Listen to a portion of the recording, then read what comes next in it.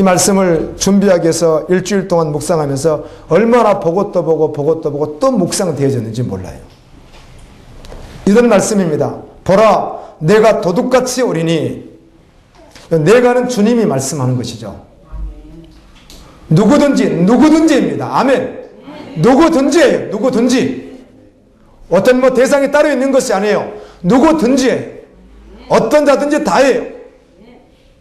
누구든지 깨어 자기 옷을 지켜. 여러분, 깨어 있어야 자기 옷을 지킬 수 있습니다. 깨어 있지 않으면 자기 옷을 지킬 수가 없습니다. 깨어 자기 옷을 지켜 벌거벗고 다니지 아니하며. 벌거벗고 다닌다고 했습니다. 여러분, 믿음에는 중간이 없다는 사실 알죠? 믿든지 아니 믿든지입니다. 아멘. 천국 아니면 지옥입니다. 중간이 없습니다. 그렇다면 벌거벗었든지 입었든지이지. 아멘. 적당히 입었다 이런 게 없다는 겁니다. 이게 진리입니다. 그런데 문제는 적당히 입은 것처럼 이렇게 전하는 메시지가 사람들의 영혼을 더욱 참혹하게 해버리는 거예요. 아멘. 변절시키는 거예요. 적당히 입을 수가 없습니다. 입었든지 안 입었든지예요. 아멘. 그래서 벌거벗고 다니지 아니하며 자기의 부끄러움을 보이지 않는 자가 복이 있다, 이렇게 말씀하는 거예요. 여러분, 깨어있어 옷을 입고 있어야 될 줄로 믿습니다. 라오디아 교회는 벌거벗고 있다고 주님으로부터 경고를 받았습니다. 어쩌면 7교회 가운데 가장 눈에 보기는 가장 화려했고 가장 많은 것을 가지고 소유했던 교회였으나 주님으로부터는 이렇게 말을 듣습니다. 너희들 벌거벗고 있다. 아멘. 그리고 그들에게 이렇게 말씀해요. 모른 내가 사랑하는 자를 책망하여 징계하노니 그러므로 너희가 열심을 내라. 회개하라. 아멘. 요한계시록 22장 12절부터 14절에 보면 보라, 내가 속히 오리니 내가 줄 상이 내게 있어 각 사람에게 그가 행한 대로 갚아주리라. 나는 알파와 오메가여 처음과 마지막이여 시작과 마침이라. 자기 두루마기를 빠는 자는 복이 있으리니 이는 그들이 생명나무에 나아가며 문들을 통하여 성에 들어갈 권세를 받으려 함이니라. 이 두루마기를 빤다, 이 말은 회개한다, 그 말입니다. 아멘. 회개에 합당한 삶을 산다는 말입니다. 여러분, 진실로 회개한 자는 하나님의 사랑하심과 용서하심을 더 깊이 알게 되어 있습니다. 자기가 처참한 존재라는 걸 알고 자신이 정말 죄인이라는 사실을 알고 존재도 죄인이라는 사실을 알고 더욱 진실로 회개하고 나가면 하나님의 사랑이 어떤 사랑이며 그리스도가 어떤 용서를 해주셨는지 더욱 깊이 알게 되기에 아멘. 더욱 주님 앞에 나가게 되는 것입니다.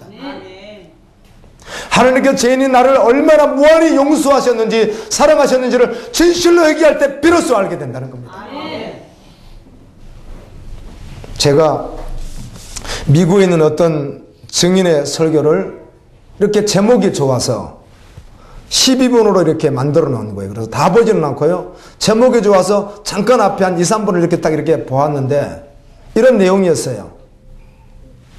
많은 기독교 기자들이 와서 저에게 죄를 지적하는 설교를 왜 하느냐고, 다른 설교는 할 수 없느냐고 이렇게 말을 했는데 나는 죄에 대해 지적하는 설교를 할 수밖에 없는 이유가 그것을 통하여 자신들이 죄인임을 알고 진실로 회개하고 아멘 돌이켜졌을 때 더욱 주님의 사랑 앞으로 나아갈 수밖에 없는 사실을 알기에 저는 이렇게 설교할 수밖에 없습니다.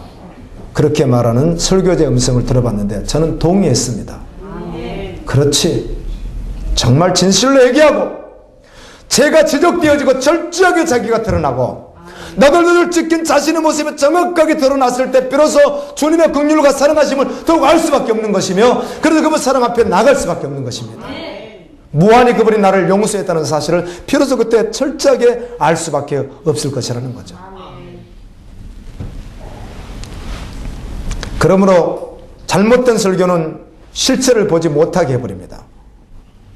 세례도 받고 영접 기도도 하고 교회 생활도 오래 했기에 구원받은 줄로 착각해 버릴 수 있다는 겁니다. 그날에 주여 주여 한다는 겁니다. 여러분 히브리법은요, 문법은 특별히 이 반복법을 참 많이 씁니다. 강조할 때 그래요. 우리나라도 마찬가지지만 주여 주여 했다는 것이죠. 강하게 주님을 불렀다는 것입니다. 주님은 그때 이렇게 말합니다. 내가 너희를 도무지 알지 못한다고. 여러분, 예수 그리스도를 믿는 사람은 예수 그리스도 안에서 살아가는 자입니다.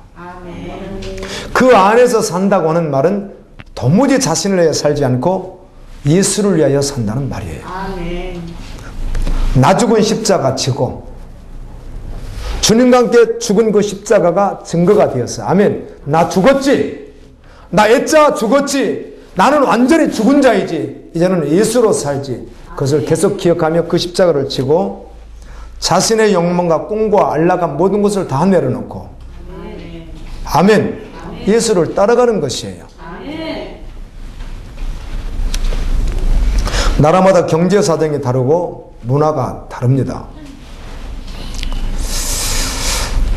간혹 지금 나약한 것 같은 청년들을, 젊은이들을 보면서 기성세대들이 이렇게 말을 해줄 수 있죠.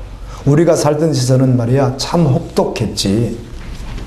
그러나 우리는 정신적으로 아주 강했었다고. 그런 시절들을 보냈지. 이러한 말이 지금 젊은이들에게는 경우에 따라 반감을 살 뿐 어필하기가 어렵다고 느껴집니다. 지금 문화는 다르기 때문에, 환경도 다르기 때문에. 제가 처음 교회에 다니던 35년 전에는요, 대체적으로 이런 일들이 교회 안에 있었던 것으로 기억되고 저도 그랬습니다. 주일이면 새벽 예배에 참 많은 사람들이 나왔습니다. 그때는 더욱 많이 나왔습니다. 그리고 혹시 교사를 하게 되면 주일학교 교사를 합니다. 오전 예배, 오후 예배가 또 있습니다. 오후 예배가 보통 3시경에 있었기 때문에 새벽 예배 드리고 집에서 밥을 먹고 와서 오전 주일학교 또 반사를 하고 오전 예배를 드리고 오후에 3시에 주일학교를 하고 나면 저녁 7시 반 예배를 드리죠. 드리고 나서 끝나는 경우보다는 주로 회의를 한다든지 교회에 또 다른 일을 하는 일들이 많았는데 1년 내내 그랬습니다. 자, 그때는 그랬는데 지금은 왜 그러냐고 이런 말을 하고 싶어서 제가 말씀하는 게 아니에요. 이렇게 말하면 또 반감이 들 수 있잖아요. 그때는 그때고 지금은 지금 아닙니까? 이렇게 말할 수 있거든요. 노동적으로도 모든 일이 그때 사람들이 훨씬 더 힘든 건 사실이었거든요. 지금 문화가 달라진 것이죠. 저는 그래서 그때는 그랬는데 지금 왜 그러냐 이 말을 하고 싶은 게 아니라 그리스도인은 언제나 세상에 속해 있으나 하늘에 속한 자로서 세상이 어떠하든지 문화가 변하든지 상관없이 마음을 다하고 뜻을 다하고 목숨을 다하여 주 하나님을 사랑하라고 하는 말을 주님으로부터 들었습니다. 주님 오실 때 가까울수록 사단의 미혹이 더욱 거세지기에 문화라고 하는 틀을 가지고 우리를 계속 미혹해버리는 것이에요. 우리가 과거에 살았던 오늘을 살든 미래를 살든 상관없이 우리의 삶의 모델은 지금 문화가 아니에요. 지금 실정이 아니에요. 오직 성경인 것입니다. 아멘. 아멘. 지금 우리 자신을 보아도 얼마나 이 시대 교회가 많이 부패하고 변질되어 있는가를 조금만 눈을 뜨고 봐도 알 수가 있습니다. 앞으로 더욱 변질될 것입니다. 십자가의 복음을 믿는 자들에게는 구원을 주시는 하나님의 능력입니다. 그러나 믿지 않는 자들에게는 미련해 보였고 거치는 것이었습니다.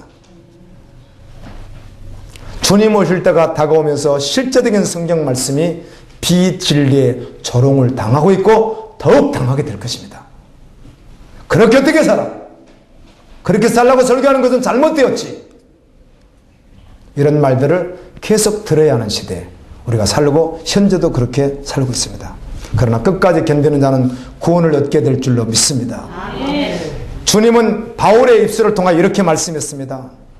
낮에와 같이 단정히 행하고 방탕하거나 술 취하지 말며 음란하거나 호색하지 말며 다투거나 시기하지 말고 오직 주 예수 그리스도로 옷 입고 정욕을 위하여 육신의 일을 도모하지 말라. 아멘. 오늘 말씀에 누구든지 끼어 자기 옷을 지켜 벌거벗고 다니지 아니하며, 이 말씀은 그리스도로 옷 입으라는 말입니다. 예수로 옷을 입으라는 겁니다. 성도는 영원한 곳으로 갑니다. 눈물도 없고 아픈 것도 없고 죽음도 없으며 생명 강가에 생명나무의 열매가 매월마다 맺히는 그곳으로 가는 것입니다. 아멘. 아멘. 성도는 이 땅에서 삶이 고달프고 어떤 일이 있어도 결코 마지막까지 낙심하지 아니하고 좌절하지 않습니다.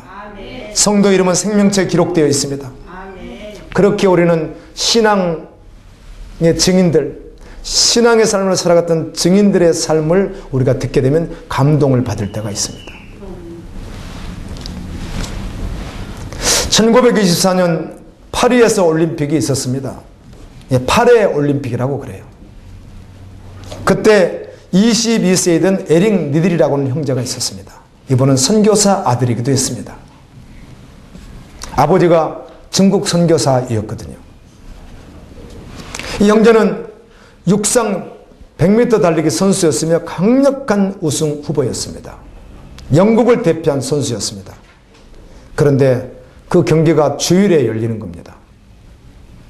그는 주일에는 뛰지 않겠다고 했습니다.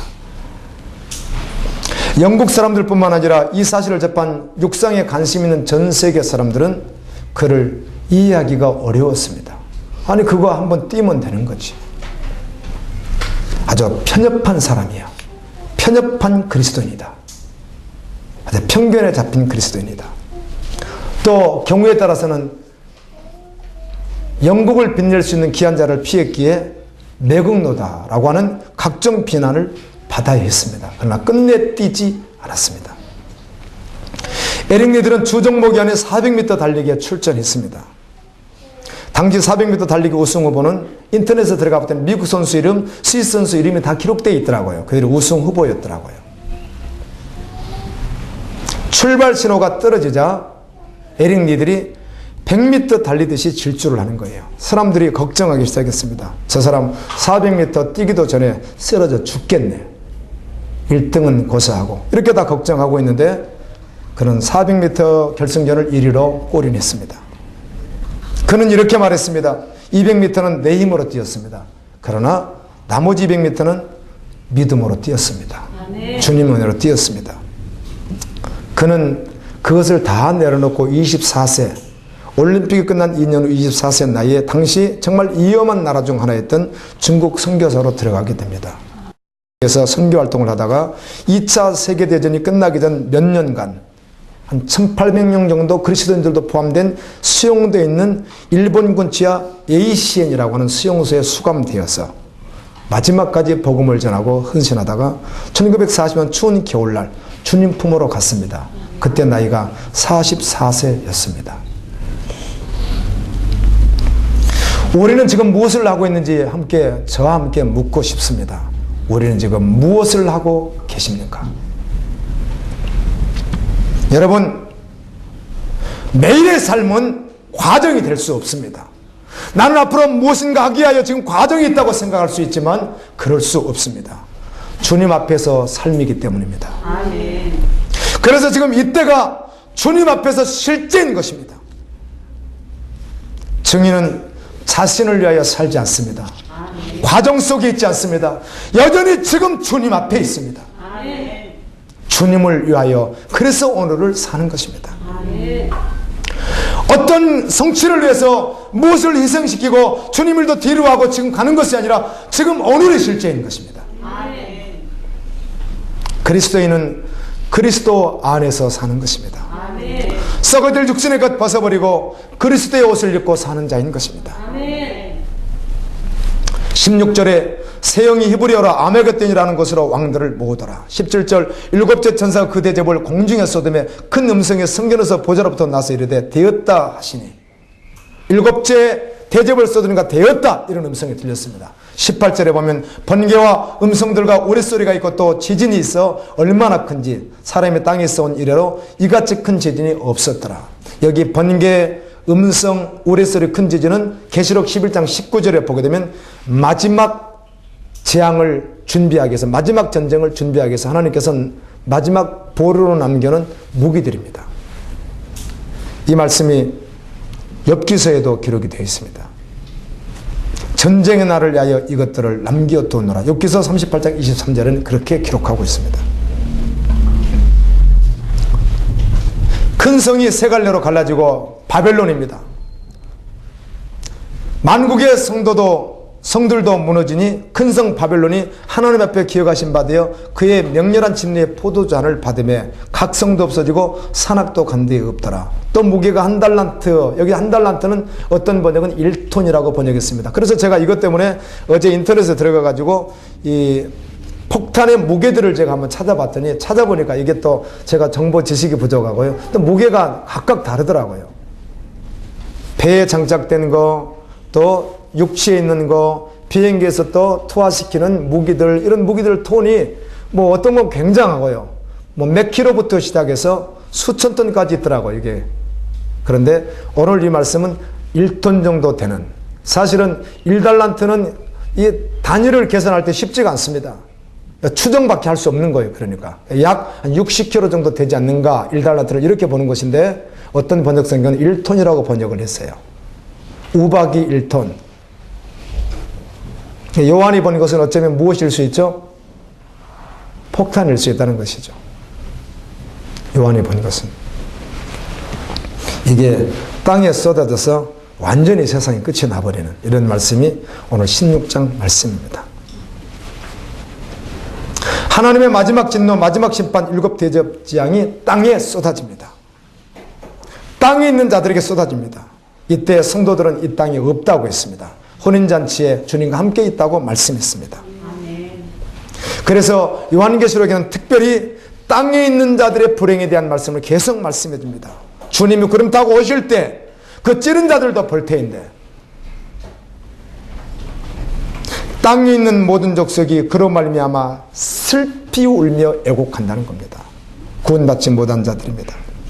계시록 6장 15절에도 땅에 있는 모든 자들이 주님이 오실 때 두려움에 떤다고 말씀하고 있습니다.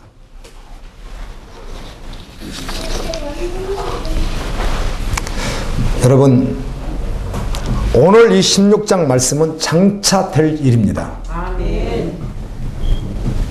인재양, 나팔재앙은 어떤 모습들은 일어나고 있다, 지금 어디까지 진행했다, 이렇게 보시는 경우도 있지만 이 대접재앙만큼은 마지막 재앙으로 마지막 때 일어날 재앙이에요.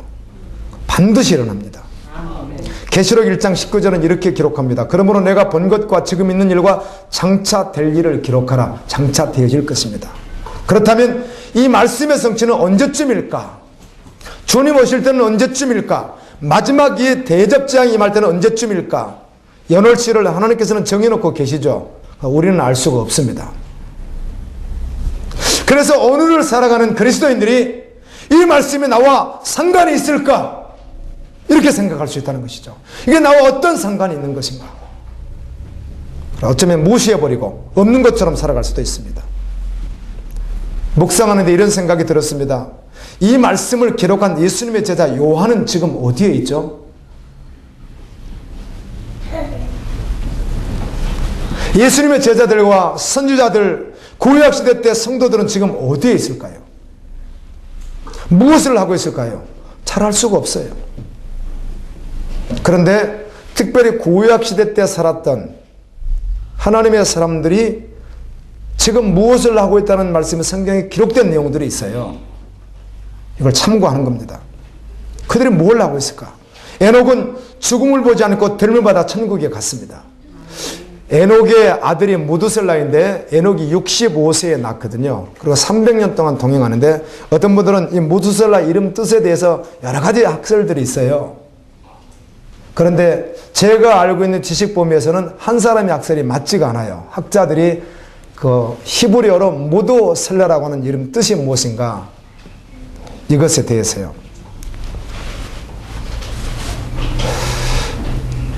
무두셀라 이렇게 되어 있는데 묵고셀라흐 이렇게 헬라 히브리어는 5자로 되어 있거든요. 근데 이게 무슨 뜻인가에 대해서 막 설명들을 많이 하더라고요. 그런데 뭐 다 뭘 동의해야 될지 알 수가 없는 것이죠. 그런데 어떤 분의 그 히브리어 해석을 이렇게 참고를 한다면 이런 분이 계세요. 결국 무두셀라는 이름은 하나님이 심판한다는 뜻이다, 이렇게 말하는 분이 있더라고요. 네, 맞고 틀리고를 떠나서 무두셀라가 태어나고 난 후에 에녹이 특별히 어떻게 하죠? 주님과 동행을 합니다. 아멘. 그냥 그냥 그렇게 묵상되어졌어요. 그렇지. 심판의 말씀을 듣고 더욱 주님께 나아갔던 연호. 물로 세상을 심판하겠다고 하는 말씀을 듣고 더욱 방주를 지었던 노아. 이렇게 묵상되어졌어요. 아멘. 우리가 이런 말씀을 들을 때 더욱 준비해야 될 줄로 믿습니다. 더욱 주님께 나가는 것이죠. 에녹은 죽음을 보지 않고 들림을 받았죠. 엘리야는 요단에서 해리바람을 타고 들림을 받습니다. 모세는 모압 땅 느보산이라고 하는 곳에서 죽습니다. 그런데 마태복음 17장에 보게 되면 예수님께서 베드로, 야고보, 요한을 들고 높은 산에 올라가셨는데 갑자기 예수님이 변형되시죠. 얼굴에 해같이 빛나고 옷이 휘어졌습니다. 그때 모세와 엘리야가 예수님과 함께 대화를 나누는 내용을 봤고요. 믿음의 조상 아브라함은 누가복음에서 보게 되면 누구를 안고 있죠? 나사로를 안고 있는 모습으로 등장을 합니다. 이게 어떤 영적인 의미가 있고 어떤 의미가 있고 떠나서 어떤 문자 그대로 그래요. 여러분, 우리 앞서 믿었던 증인들은 주님과 함께 있습니다. 아버지 나라에 있습니다. 그 나머지는 지옥에 있는 것입니다.